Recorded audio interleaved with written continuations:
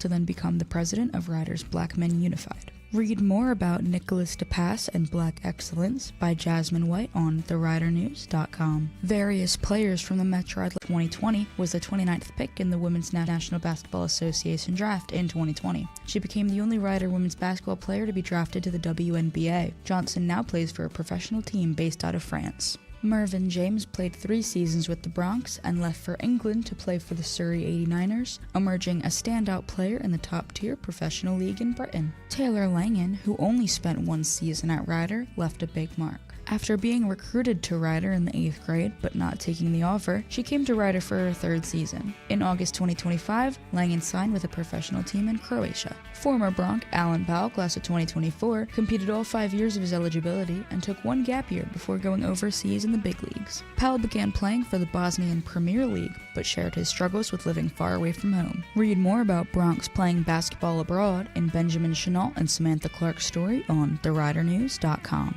All of this week's content can be found on our website, and be sure to stay updated by following at The Rider News on all of your social media platforms. I'm Cal Sutton, and this has been your Rider News Roundup for the That's all the headlines for this week's Rider News Roundup. But don't worry, we've got you covered every Wednesday with a brand new report to keep you in the know. Catch up on all the stories anytime at TheRiderNews.com and listen to every roundup on demand at 1077thebronc.com/Rider News Roundup. Because when it comes to what's happening at Rider, you'll always hear it here first. And now, let's get back to the biggest hits and the best variety only on 1077 The Bronc. 1077 The Bronc, 1077thebronc.com, nominated for 8 Intercollegiate Broadcasting Systems Media Awards, including Best On-Air Pledge Drive for our first ever radiothon and Best College Radio Station in the nation. Keep it tuned to The Bronc to find out if our team of student broadcasters brings home the gold on Saturday, February 21st. This is the Tri-State Sports Ramble. I am your host, John Coro. Thank you so much for tuning in on this Friday night. As you can see, it is a very special episode. We are live streaming for the first time ever. And by the way, for everybody who was listening to a random after party before, big shout out to Marcus, who was shouting me out for our upcoming show. And so we're just here to talk for a little bit. And so obviously, historic moment here at the Bronc with all of the streaming coming to all these shows, and I'm incredibly thankful to be on streaming for Tri-State Sports Ramble. Big shout out to the man himself who made it possible, John Moses. But we are going to dive right into what we got to start things off. I know we usually talk about Tri-State Sports Ramble or anything in the Tri-State, but we got to talk about the Super Bowl, the big game that happened. Seahawks versus Patriots. It's one of those games where I could say it was a little bit disappointing up until the fourth quarter. The fourth quarter is when it really started turning up a little bit. I think what a lot of people expected is the Patriots to take a huge step up and really level with the Seahawks, or what I thought personally was going to happen, just a blowout for the Seahawks. That could have very well been the case. And what it ended up being is that it just ended up being a boring game, just simple as that. And looking at how the Patriots played, Drake May had no offensive line. That was very clear. And the Seahawks just proved that if you have an elite defense, you can get it done. And that's what they did. That's simply what they did. You can have your thoughts on the halftime show, whichever one you watched, but it was still a very interesting Super Bowl, to say the least. Well, I don't want to go on too much of a tangent with the Super Bowl because we are here to talk about Tri-State news and scores around the league. So we're going to start off with some football. Talk about the New York Giants a little bit. They're continuing to stock up with some coaches. Mike Bloomgren has been hired as the new offensive coach. The only difference with this new hiring that John Harbaugh got is that he hasn't had previous ties to Harbaugh, to say the least. And so it's just been a little bit tough for that, but it should have no problem adjusting. I apologize for keep turning around like this. But his last season was his only time ever as an NFL offensive line coach, and that was with the Cleveland Browns. He actually spent a good chunk of time as a coordinator and coach with Stanford, actually was part of some college success by running back, as you know, a lot of people may know now, Christian McCaffrey. And on top of this move by Mike Bloomgren, the Giants have also hired Addison Lynch as their new defensive back coach. He will work alongside Denard Wilson, who obviously was hired as the new defensive coordinator. Let me send the output real quick. As you can tell, I'm getting new to this stuff as well. All right. So other news about the New York Giants. Former Titans head coach Brian Callahan is going to come over and be the new quarterback coach for the New York Giants. Obviously, did his tenure with the Titans, didn't quite go as planned. 4-19 on the year.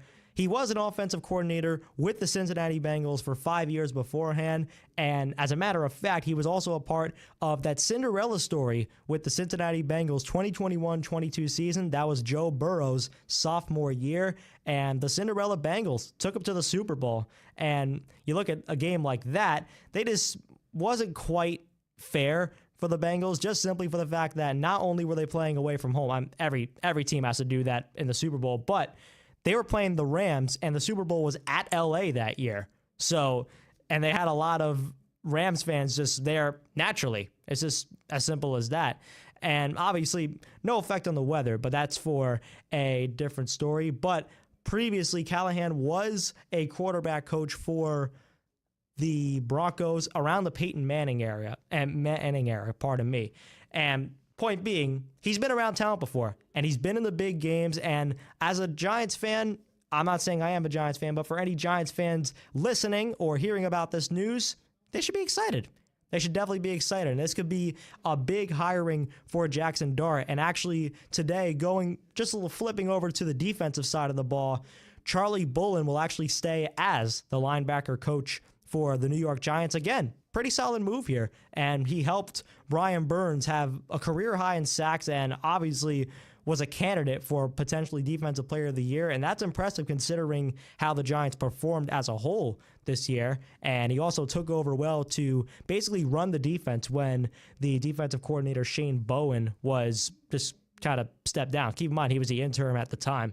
But he also kept good fundamentals with Abdul Carter, and excited to see what he has in store. So, moving basically across the street with the New York Jets, Seth Ryan will be hired as the passing game coordinator, which also follows the footsteps of his father and grandfather. I said fathered followed. That was interesting. But he is the son of Rex Ryan, who's also the son of Buddy Ryan. And Seth Ryan is actually replacing Scott Turner, who was let go a couple weeks ago at the position. As for Seth Ryan, he spent his last 5 seasons with Detroit as a receiving coach and then a tight end coach. And on top of that, kind of reminds me of our past guy we were talking about, spent part of Clemson 2016 national championship as a player. This was very interesting. This caught my eye. As a player, 2016, either I'm getting old or these coaches are getting younger. But also considered kind of a local guy. He attended Summit High School in Summit, New Jersey, not too far from MetLife. I wouldn't say it's around the corner, but 30 minutes from MetLife Stadium, you go to that high school. It's pretty cool if you ask me. But also on top of that, New York Jets have also hired a new quarterback coach, Bill Musgrave. He was the OC for 6 different teams in the NFL. And just looking at this quarterback position, there comes a debate now of the Jets potentially trying to pursue after Malik Willis. There's been plenty of rumors about this, and how they're looking to try and potentially find a replacement for Justin Fields or give him one more shot. If you want my honest opinion, I think we give him one more shot because Fields, it wasn't necessarily a fair situation for Justin Fields. It truly wasn't, because his first couple of games, I may be missing a game here, but his first couple of games when he played against the Steelers and the Buccaneers, they only lost by a field goal. Fields looked really good. I keep going back to that Week 1 game against the Pittsburgh Steelers when Rodgers was playing his first game as a Steeler and first game at MetLife Stadium, first game against the Jets, which was pretty ironic. And of course, he had to ball out. But besides that point, Fields had a really good game. He had a really good game. And after that, I felt if you were a Jets fan watching that game, you felt very optimistic just because of how Fields was playing. And so then you go the next week. It was either week 2 or week 3. I don't remember off the top of my head. But when they went to Tampa Bay, blocked field goal resulted in a touchdown for the Jets, and they still lost. I mean, it is typical Jets football, no doubt, but just still a little heartbreaking to see because, like I said, Fields not quite provided a solid opportunity. And just, I guess, talking about one more coach hiring, go to the Philly area a little bit. Chris Cooper hired as the new O-lineman head coach. He spent his past 4 seasons in Minnesota, but it is worth noting that the Vikings offensive line led up 60 sacks, which is tied for second most in the NFL. Now, I don't want to hear anybody saying, "Oh, J.J. McCarthy 9." No, that's not happening. I'm not saying I'm going to side with J.J. McCarthy just because he didn't have a line. He just, in my opinion, McCarthy wasn't a good quarterback. But back to the Eagles, this should be pretty interesting, honestly. I wouldn't necessarily be too thrilled about this move. I'm an Eagles fan, just looking at the stats from the last year. But I feel like this is more of a situation where different team, different setting, and Vikings just weren't quite as strong as they were with Darnold, even though, I mean, I did not agree at all when they let Sam Darnold go. And I had a slight feeling that when they brought McCarthy back, even though he had a pretty good week 1 debut against the Bears, he was going to struggle throughout the rest of the way. There was not a doubt in my mind. And it just proved it. The season he had just proved it. And this, unlike Fields, I feel like McCarthy was given a shot.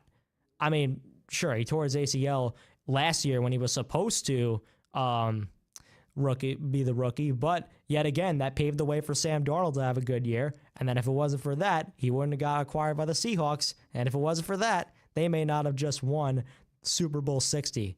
So very interesting to see how that turns out. Well, how that turned out, past tense. But as for the Eagles, Cooper has had previous ties to recently hired Sean Mannion as the offensive coordinator. Played briefly a little bit with Minnesota. And just, like I said, the Eagles just got more talent overall. It's just as simple as that. And I don't like the Eagles personally, but I don't have a problem admitting that they just have more talent. Their game against the 49ers in the first round, that was a fluke game. It was just a fluke. The 49ers just had them beat at every category. But not to say that the Eagles are a bad team. They'll give you a hard time, for lack of a better term. And it'll be very interesting to see how Cooper will take it going here, or Cooper will just take it going forward. But who knows? We'll see what happens. Cooper could probably turn it around a little bit, and it'll just be very interesting to see at the very least, just with Chris Cooper. And not to mention, he had to lead the charge for the Vikings. So that in itself may be a little bit of a noteworthy experience, to say the least.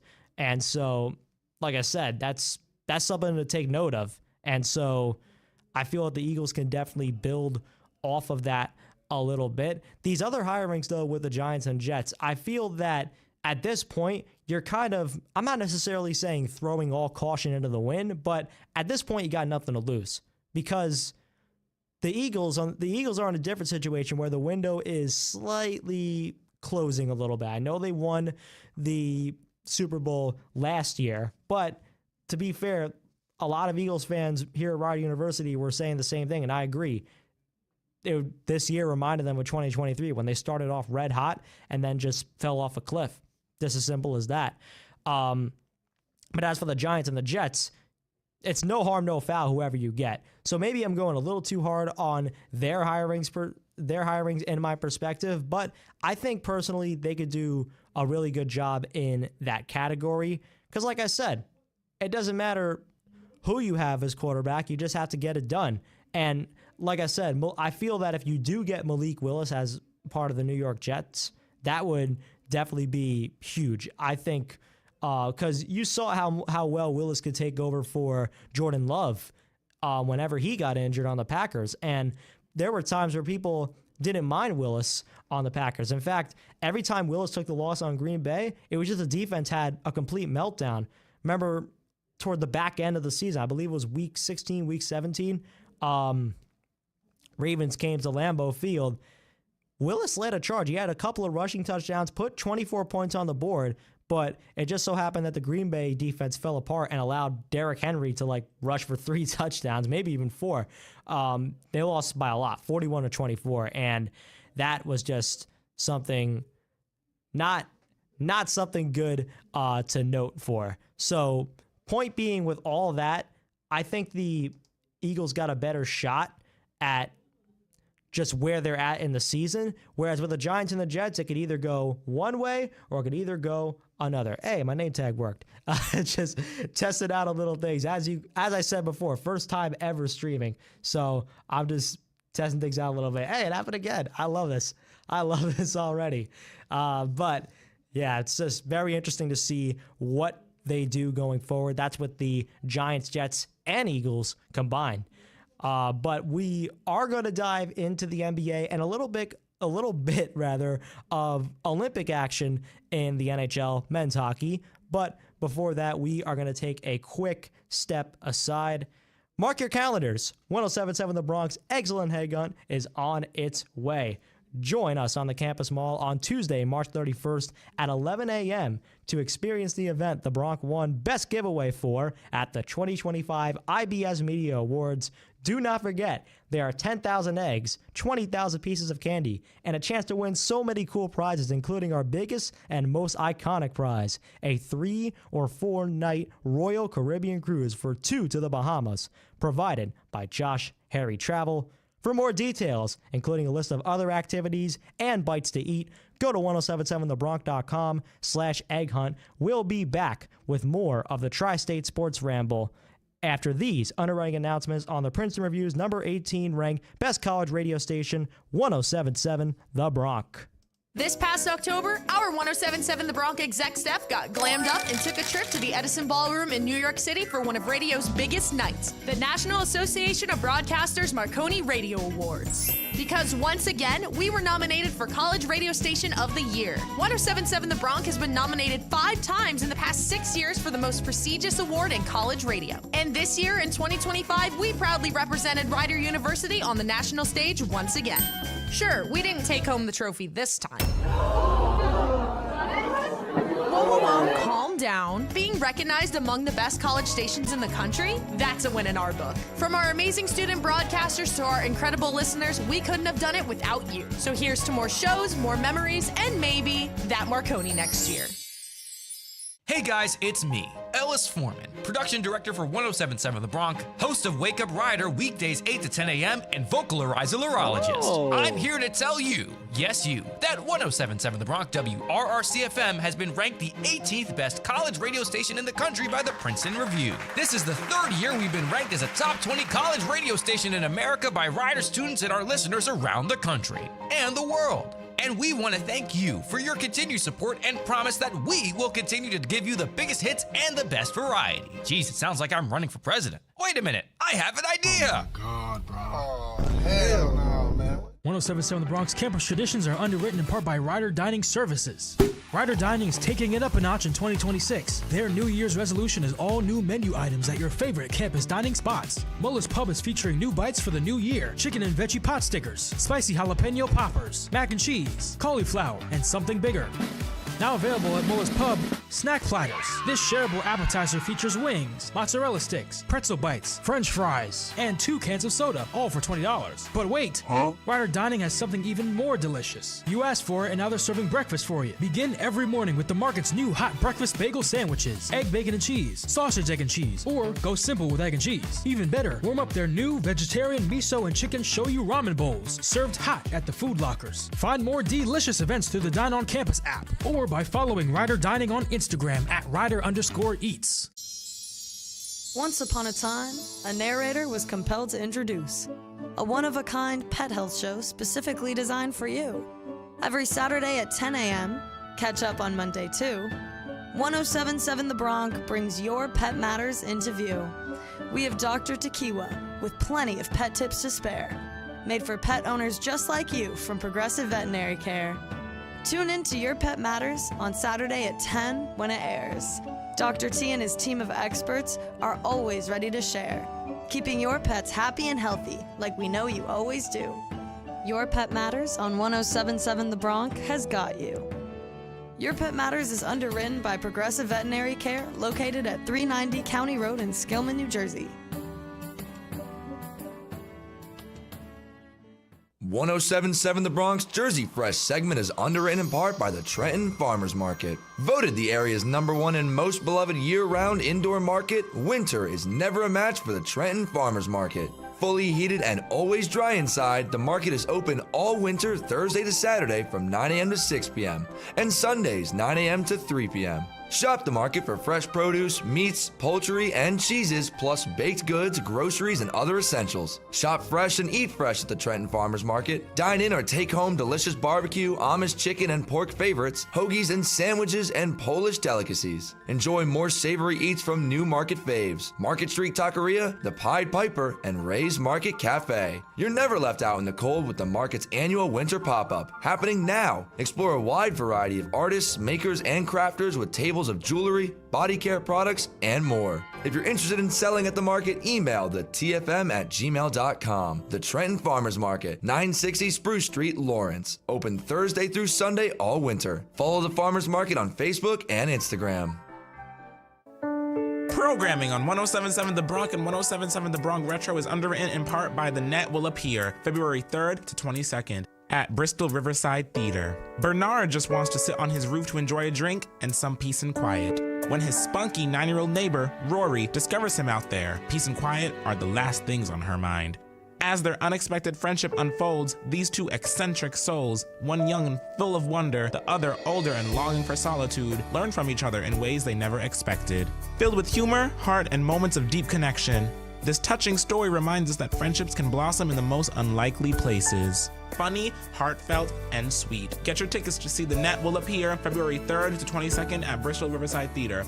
For tickets and information about this show and other upcoming productions, events, and programs at Bristol Riverside Theater, it's brtstage.org. That's brtstage.org. Health 411 on 107.7 The Bronx is underwritten by Capital Health. Do you have a cough or cold that won't go away? Capital Health Virtual Care can help you manage common health issues from the comfort of your dorm, home, or on the go. Available 7 days a week to individuals ages 16 and older in New Jersey and Pennsylvania, Capital Health Virtual Care offers video visits with local doctors, nurse practitioners, physician assistants, and other qualified healthcare professionals to address a wide range of general health conditions. A video visit through a secure connection on your mobile device saves you a trip to the office and allows you to meet with the same experienced clinicians who see patients at Capital Health's primary care network locations throughout the greater Mercer, Burlington, and Bucks County region. Whether it's flu symptoms, allergies, reactions to a bug bite, or other common conditions, Capital Health Virtual Care is ready to help. To be eligible for a video visit appointment, mania during the time of your appointment. To learn more or to request an appointment online, it's capitalvirtualcare.org. That's capitalvirtualcare.org. 107.7 The Bronx has very exciting news. As you could tell just by looking at me right now, our new video stream is live. Now you can listen to The Bronx on air, online, and on app, and watch your favorite student shows live on The Bronx YouTube channel and Facebook, including Bronx After Hours, Tri-State Sports Ramble. That show name sounds familiar. High Stakes, The Journey Across the Sports World, and Cliff Notes. Coming soon, Wake Up Rider on Monday, February 23rd. Keep it tuned to The Bronx to see how you can stream and watch your favorite student shows live now and in the future. Welcome back to the Tri-State Sports Ramble on your 2025 National Association of Broadcasters Marconi Radio Award nominated station, 107.7 The Bronx. I'm your host, John Coro, once more. And today, now we are going to dive right back into the NBA. I don't know why I said today. We were just here just now, but we'll forget about that. So, got a little bit of an opinion right over here. Some all-star selections with, obviously, All-Star Weekend is coming up tomorrow. Tyrese Maxey was named an All-Star for the 76ers, but Joel Embiid was not. I don't know about that one. I could see why they did it, but I don't know. Doesn't quite make sense to me because let's be real. Maxey has been carrying the 76ers. There's no doubt about it. I mean, he's one of the best players in the league, arguably. And he's just, whenever you think of the 76ers, you think of Maxey. But last year, it was like that with Joel Embiid. But the only problem was that this year he started off injured and wasn't quite playing up to his standards. But as of late, he's been on a tear. He's just been on a tear. And, excuse me, I can see why, because you have to play a full season of good basketball to do it. I mean, you look at a guy like Juan Soto on the Mets. He was heating up a lot toward the All-Star game. A lot of people thought he was a bit of a snub that he didn't make it. But keep in mind, he started the year off cold. Just as simple as that. I still think personally that Joel Embiid should be in the All-Star game, but that's just me. We do have to talk about a move made, though, by the Brooklyn Nets, which has really, as usual for the Nets, may have backfired on them. Cam Thomas has been picked up by the Milwaukee Bucks. Following Thomas's release, I knew some team was going to pick him up, and Thomas was going to start balling, and sure enough, it ended up being Milwaukee. Not saying I would have had a different reaction if any other team picked him up, but just sad to see. He averages 21.4 points per game in the past 3 seasons, and he can also help this Bucks team that still wants to contend. Remember, Giannis Antetokounmpo is still out, so Thomas, I wouldn't necessarily say he could fully replace him. I think Antetokounmpo is a much better player, but won't quite hurt for a backup, just saying. And keep in mind, beginning of this year, or in this past summer, when he was still on the team, he signed a 1-year, $5.9 million qualifying offer. That's the key word, because they cannot come to an agreement. And ironically, he missed his first 20 games with a hamstring injury. Now, I'm not jumping to any conclusions. I'm pretty sure he was actually injured, but I don't know. Getting injured right after you are practically forced to sign a qualifying offer, I don't know. Seems a little fishy, but it is a fresh start for the Bucks because, like I said, they're without Giannis. And so keeping a guy like Cam Thomas can definitely be the person that gets it done. And he may not be the guy that is a superstar like Antetokounmpo, like I said, but he won't be far from it. I think Thomas could. I wish Thomas nothing but the best. I'm not saying I wish bad for the guy just because he left the Nets. As a matter of fact, Cam Thomas, I'm glad you left the Nets because you're not winning here. Sorry. But one part that I did disagree with Thomas on a little bit was that the locker room tension was starting to get there. And, he was actually pulled from the game at one point. I can't recall off the top of my head which game it was, but he was pulled from it after refusing to shoot when the clock was running down. I do remember, though, it was a lopsided game. Not in Nets' favor, obviously, but it was a lopsided game, and he just didn't shoot it. You have to just accept defeat at that point. You just gotta. It's kind of just like, and it's basically like when let's say you're up by a lot, and if you're up by 30 points, then it would make sense to take the shot clock violation. You don't want to rub it in the other team's face, or just intentionally miss a 3 or whatever, right?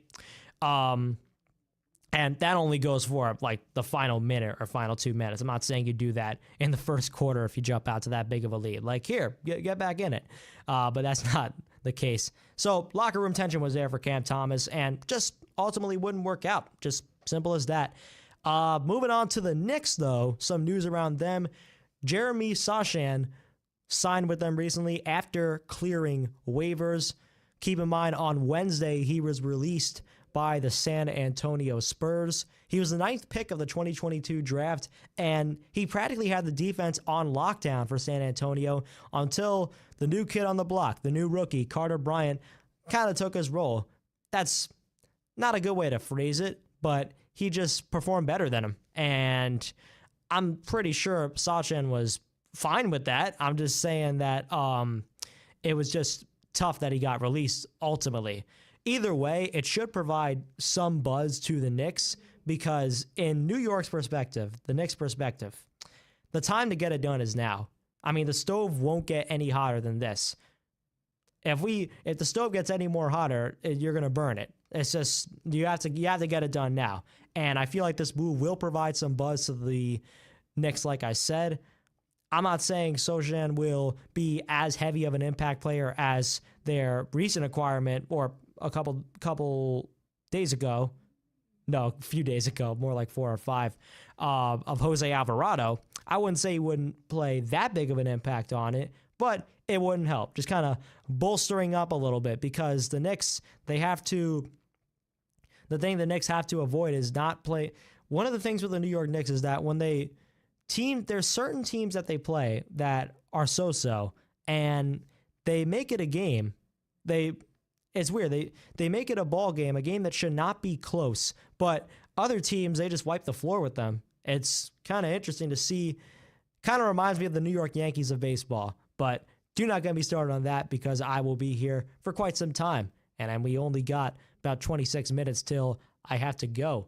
But either way, before we dive into some NBA scores, like I said, it's All-Star Weekend for the NBA, and this time it's taking place for the very first time at the Intuit Dome in Inglewood, California. Just for reference, anybody who does not watch basketball, the LA Clippers recently, not this year, but recently got a new NBA arena in Inglewood, California. Originally, this was very interesting. They actually shared Crypto.com Arena, formerly Staples Center, with both the LA Lakers and the LA Kings of the NHL. So you had 3 teams sharing it at the same time. Now, it's not uncommon for that to happen, but usually it's a minor league team or a WNBA team or an MLS team like the Yankees, and the Yankees share their stadium with New York City Football Club, but they work around it anyway.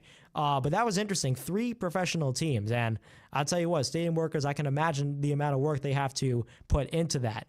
But either way, All-Star Celebrity Game is actually currently on right now. All-Star Skills are tomorrow, so you'll see slam dunk contest, three-point contest, you name it. And then, of course, the All-Star Games will happen on Sunday. I believe it is 5 p.m. Eastern Time. Now diving into the actual games. We had a matchup that is just saying, Tri-State Sports Ramble, please talk about this one, because it was the Knicks against the 76ers. Knicks absolutely blow out the 76ers, 138-89. The new kid on the block acquisition, Jose Alvarado, dropping a season-high 26 points. I think Alvarado's fitting pretty well with the blue and orange. So Knicks are 35-20. They are third in the Eastern. Sixers are 30-24, 6th in the Eastern Conference. On top of Alvarado's performance, 20 points, or 22 points rather, for Mikal Bridges, really picking up the slack there. And it was Knicks had a 30-point lead by halftime. I was really surprised how close this game was, just because whenever these two teams play each other, Knicks 76ers is nowhere near the intensity of Knicks Nets. Even if the Nets were good and the Knicks were bad, it's not the same. It's nothing like going from MSG to Wells Fargo Center, Xfinity Mobile Arena now, or just going back and forth. Those places, they have crazy good atmospheres, and so I was shocked to see how well the Knicks performed. This was a huge bounce back for New York, and I just said earlier about the Knicks playing down to their competition. It's been a bit of a tough go-around for them, and their overtime loss last game to Indiana, that was a tough one. It was no doubt about it. And so it was a good bounce back for them. Surprisingly enough, Jalen Brunson was not even on his game today. He only had about 8 points. Yes, 8. That's all he had. And so normally you see Brunson get below 20 and you're shocked, but forget it, below 10, that was something. Not to mention, the Knicks did not even have Karl Anthony Towns, so you can make the argument that they were shorthanded and they still whooped the 76ers. And speaking of Philly, 89 points at the season low for them this year. Third time this season they've scored under 100 points. Not quite a good look. Besides that, Tyrese Maxey did play well with 32 points, but you could also make the argument they were shorthanded too. Joel Embiid and Quentin Grimes, right on cue, were not in it. Very interesting game on both sides. I think the Sixers got a lot of problems to address in the locker room. Knicks will take on the Pistons next Thursday. that should be a really, really fun matchup. 76ers will take on the Atlanta Hawks next Thursday as well. Now moving on to the Brooklyn Nets. They took on the Indiana Pacers Wednesday, and they made it a ball game. I'll keep it a buck. They made it a ball game, but the Pacers ended up winning 115-110, and it was impressive on the Pacers' hand because of how shorthanded they were. You thought the 76ers were shorthanded. Indiana had 8 key players that were out, including last year's Eastern Conference MVP, Pascal Siakam. Regardless, you had to have some clutch shots too. Cam Jones with the game-winning 3 with 16 seconds left to play. The Nets actually led by 13 after the first quarter, but they just let their foot off the pedal. And that's been a common commodity or just a common theme for the Nets. They have no problem starting games, but they just cannot shut the door. And that's why they have the record they do. And it's kind of just switching gears a little bit. I see that with the Rider Bronx. It's just like that. We just start off well and just kind of let their foot off the pedal. It's just, and that's why the Nets have the record that they do, because they kind of copy that style. Last Saturday was a perfect example. Right as I got off my show, that was the 2 Saturdays ago. My apologies. But the Saturday after my second show, day after, 46 points in the first quarter for the Nets. Now, keep in mind, they were playing the Washington Wizards, who had a far worse record than them, and it's hard to have a worse record than the Nets, especially this year. But Wizards still clawed back and made it a game. You also go back to the time they played the Celtics. They could not get it done in double overtime. And just at that time, it was just can't sink free throws. That was Michael Porter Jr. kind of had a down game there. And just the turnover side was brutal. 16 in total by the Nets. And as for the Pacers, the road win over the Knicks and Nets, they're starting to show some life here, really. And it's no doubt that it's been a rough one for the Indiana Pacers. But it is interesting to see how whenever they play a New York team, I guess the key is playing a big market team. It's just as simple as that. And you also have to keep in mind, the Pacers and Knicks played each other last year in the Eastern semis. And so far this year, each matchup between the Knicks and the Pacers has been a nail-biter. The Brunson actually had a game-winning 3 when they were at Indiana earlier this year, until the Pacers returned the favor in OT this past Tuesday. And like I said, they're in completely different positions, but it is interesting to note. Next up for the Brooklyn Nets, though, they will take on the Cleveland Cavaliers next Thursday. We are going to take a quick step aside. When we come back, we'll talk a little bit about the NHL Olympics and what is going on with MLB news around the league, around the tri-state area. 107.7 The Bronx is going to be switching things up this year. Instead of Dessert Wars, prepare yourself for a brand new contest called the Build the Ultimate Bronkwich. This will be your chance to have your very own creation be the signature sandwich of Rider University and win a Royal Caribbean cruise to the Bahamas, courtesy of Josh Harry Travel. Stay tuned to The Bronx for the big announcement on February 16th and watch your Rider email for more information on this exciting new competition. We'll be back with more of the But on March 31st from 11 a.m. to 2 p.m., eggs will have an entirely new meaning. It's 107.7 The Bronx Excellent Egg Hunt. The winner of an Intercollegiate Broadcasting Systems Media Award for Best Station giveaway is back again. The Excellent Egg Hunt is an event that'll have you hopping with joy. With 10,000 eggs, 20,000 pieces of candy, and over $30,000 in prizes, the Excellent Egg Hunt has something for everyone. With food from some of the best food trucks in New Jersey, games, a petting zoo, prizes, and much, much more. Our grand prize winner will receive a 3 or 4 night Royal Caribbean cruise to the Bahamas, courtesy of Josh Harry Travel, with other prizes including a 1.77 carat diamond pendant for Peroni's Hidden Treasures, hairstyling systems, and more. Want to learn more? Go to 1077thebronx.com/egg hunt, and we'll see you there. Because if you don't go, I'm about to win that cruise, and I don't know. Ever wonder where 107.7 The Bronx can take you? On Alumni in Action, Owen McCarron and Owen Nelson sit down with Rider graduates who've turned their college experience into something bigger. Leaders in media, content creators, industry changemakers. We talk about the moments at 107.7 The Bronx that shaped them, the risks they took in their careers, and what they learned back then that made them the media professionals they are today. These are honest, inspiring conversations with people who once spoke in the same mics you do today. From Cranberries to Kroner, Rider Rock to the commencement stage, there's a new episode the first Sunday of every month with encore episodes weekly at 8 a.m. Or watch the videos on our website at 1077thebronx.com/alumni in action. Tune in to hear how Rider alumni are making their mark with new episodes every Sunday at 8 a.m. One story at a time. This is Alumni in Action. This is your Rider News Roundup. This is your Rider News Roundup. And this is your Rider News Roundup. On Saturdays at 11 a.m., you can get the views behind the news from the pages of the Rider News. The Rider News and 1077 The Bronx present the Rider News Roundup, the podcast. Hosted by Caroline Havlin, Grace Bertrand, and Ben Chenault, the Rider News Roundup, the podcast, is your weekly window into the Rider world. New episodes of the Rider News Roundup, the podcast, debut the second and fourth Saturday of every month at 11 a.m. Know what's going on and how everything at Rider affects you. Be on the lookout for new episodes twice a month. Make sure to get your news from the Rider News online at theridernews.com. And tune in to the Rider News Roundup, the podcast, Saturdays at 11 a.m. on 1077 The Bronx. Go to 1077thebronx.com/Rider News Roundup to learn more information.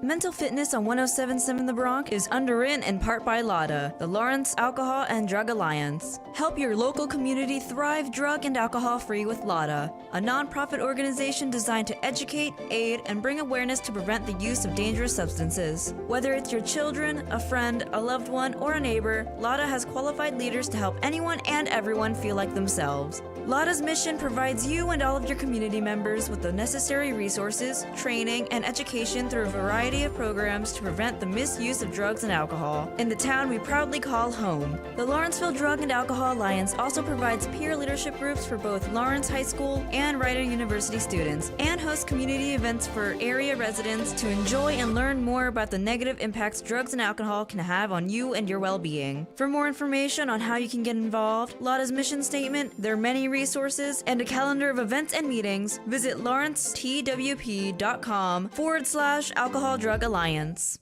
Now that the new year is here, I want to start my new business, but the process is so intimidating. Great news! The New Jersey Business Action Center has created a small business manual, a free resource to starting and growing a business in New Jersey. From writing your business plan and financing to registration, navigating taxes, and marketing, the Small Business Manual is there to guide you. Get your copy of the Small Business Manual in English or Spanish. Call NJ back 1-800-JERSEY-7. Sponsored by the New Jersey Business Action Center. 1077 The Bronx, WRRC-FM offers a wide variety of contests and prizes. By entering our contests and promotions, you are agreeing to the official rules. Some basic rules are you must be a U.S. citizen or an international student attending Rider University on a student visa, at least 18 years old, and reside within the station's total survey area at the time of the contest or promotion. You cannot play 1077 The Bronx contest if you are an immediate family member of one of our corporate underwriters, affiliated companies, or a member of our station's student executive staff. Looks like Grandma can't win for me. Oh man. There's no purchase necessary to play any of our on-air, on-site, or online contests and promotions. Good thing, because I'm broke as hell.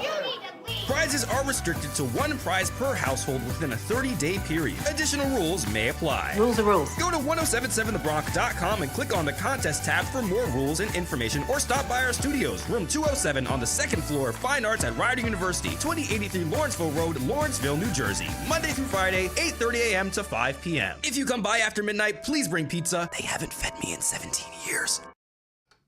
There is so much happening this spring at 1077 The Bronx, which means there is a lot of behind-the-scenes content to be seen, such as funny reels, station highlights, sponsored trips, and exclusive moments. They are just a few of the reasons why you should engage with The Bronx on social media. Keep up with The Bronx by following us on Instagram or Threads at 1077 The Bronx, on TikTok at 1077 The Bronx, WRRC, all in caps, and even on Facebook at 1077 The Bronx to see what we're up to on and off the air. Welcome back to the Tri-State Sports Ramble on your 5-time NAB Marconi Radio Award nominee for College Radio Station of the Year, 1077 The Bronx. I'm your host, John Coro, bringing you live once again. And so we're going to dive a little bit into some MLB news, and if we have time, a little bit of NHL Olympic hockey. So some interesting news out of the New York Mets, Francisco Lindor will have to get some surgery on his left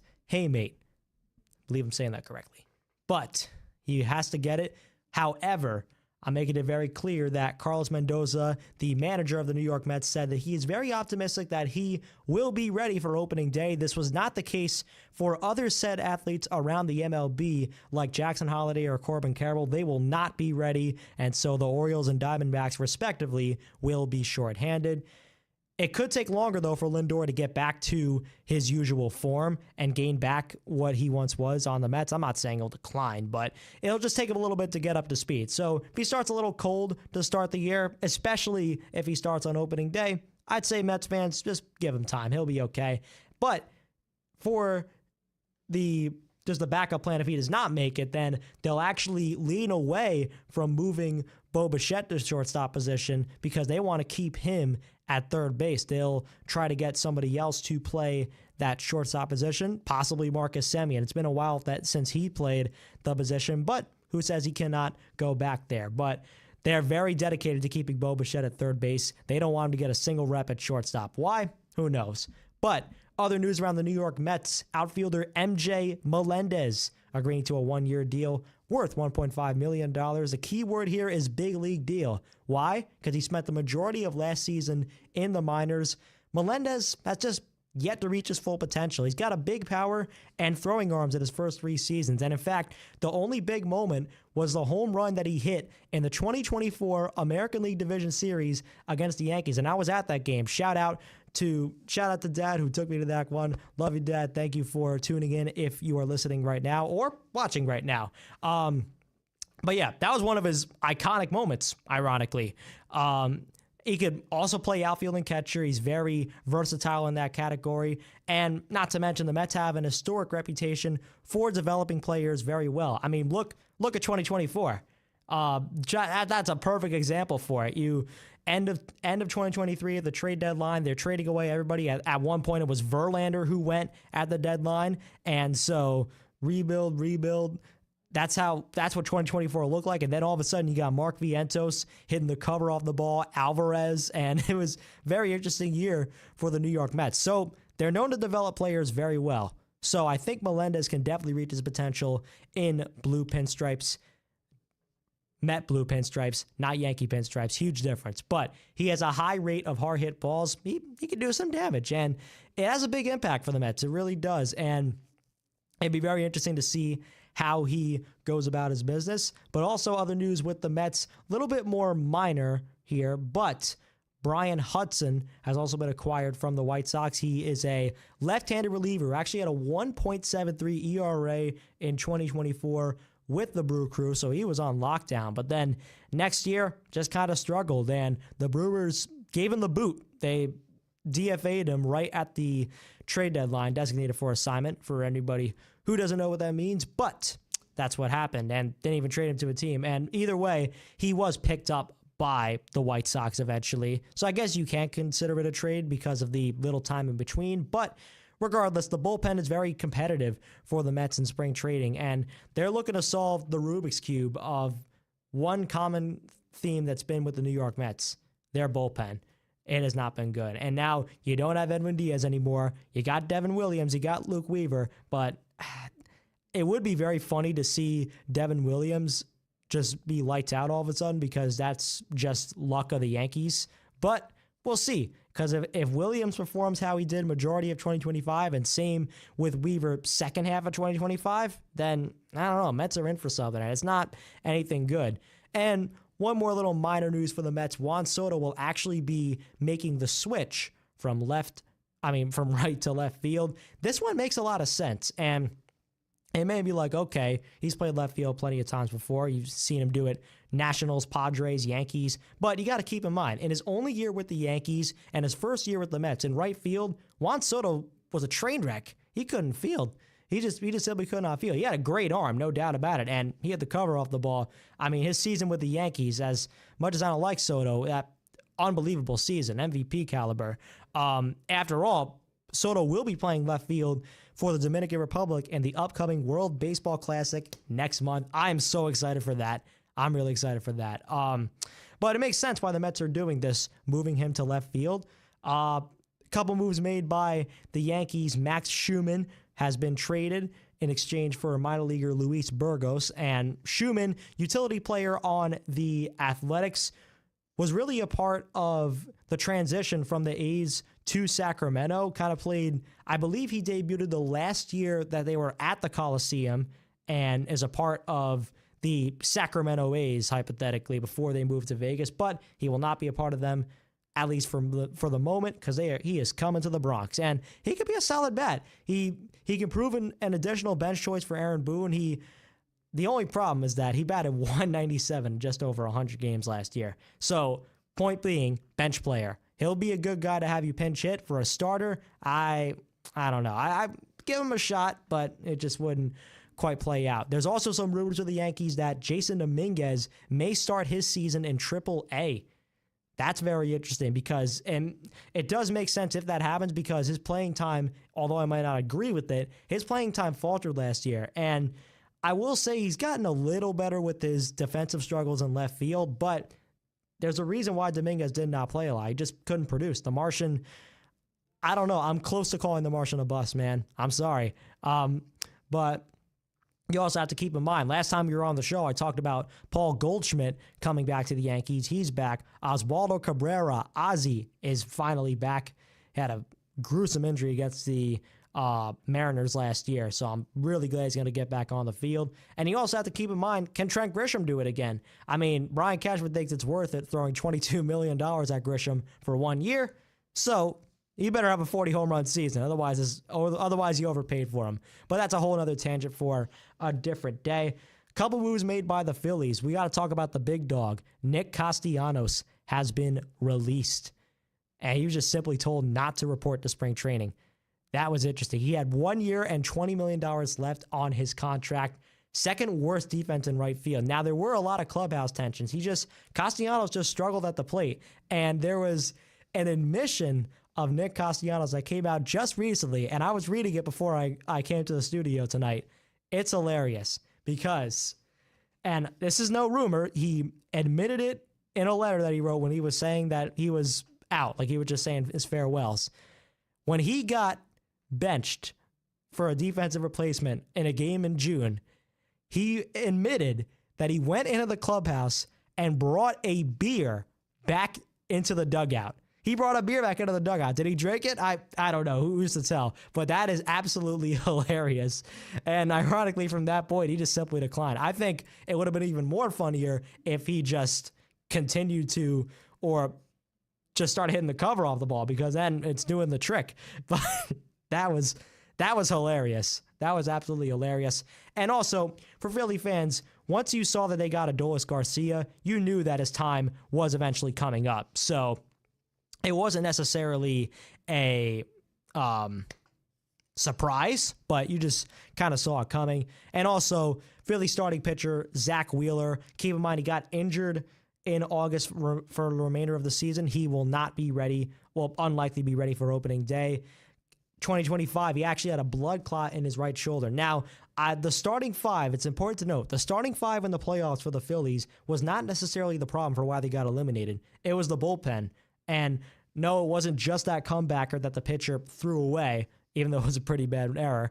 But that wasn't the problem. I mean, you still had Jesus Luzardo at the top. You'll have Christopher Sanchez, Aaron Nola, and Taijuan Walker behind them. But since you won't have Wheeler, you'll probably have the rookie Andrew Painter ready to finish it off. Phillies are looking into some other options. Casey Mize, Jose Quintana, and Nestor Cortez. I don't agree with Nestor Cortez to getting that, but either way, Wheeler out for the start of the year. That's huge. That is huge. Huge. That is huge. Also, yeah, keep in mind, Justin Verlander is out of the picture because recently he's going back to Motown, baby. He just signed a 1 year, $13 million contract with the Tigers. That would have been a great option to bring to Philly, but Tigers got to him first. We do have about a couple minutes left, so we're going to talk real quickly about what's going on around the NHL. More trade news or more trade rumors around Vincent Trocheck. Artemi Panarin was the big blow, obviously, but there's rumor that Trocheck may go as well. Keep in mind, since the Olympics are in session, the NHL is currently on a trade freeze. They won't resume till February 23rd. And the same goes with Braden Schneider, potentially going to the Sharks. He is a young defenseman after all, but General Manager Chris Drury made it clear that defenseman Adam Fox, who seemed like a good trade deadline target, he's not going anywhere. So we got about a minute left. We're going to talk about diving outside of our tri-state range. Wednesday, Sweden won 5-2 against Italy.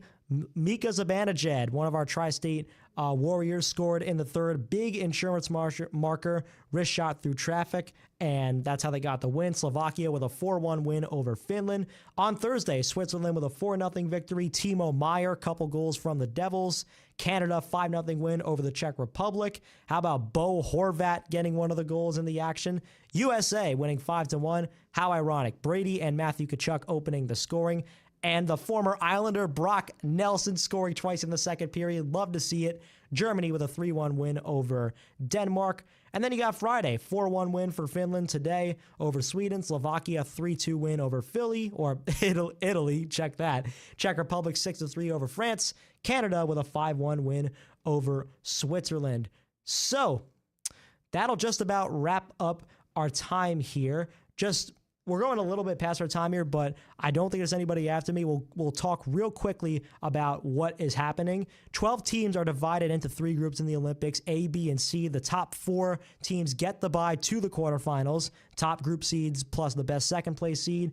Remaining 8 teams will play in a qualifying round on Tuesday, February 17th, quarterfinals on the February 18th, semis on February 20th, bronze medal game February 21st, gold medal game on February 22nd, and of course the NHL comes back to play on February 25th, but I am talking a little past my time here, so we are going to close it out. Thank you for listening and watching the Tri-State Sports Ramble. We'll be back next Friday, February 20th, from 8 to 9 p.m. Stay tuned for more of the biggest hits and best variety on the Princeton Review's number 18 Best College Radio Station, 8-time 2026 nominee of an IBS Media Award, and 5-time National Association of Broadcasters Marconi Radio Award nominee for College Radio Station of the Year. I've been John Coro on 107.7 The Bronc and 107.7thebronc.com. 107.7 The Bronc, WRRC-FM, Lawrenceville, New Jersey. If there's one thing synonymous with the spring semester at Rider University, it's 107.7 The Bronc's Excellent Egg Hunt. Grab your egg hunt bag, lace up your shoes, and come on over to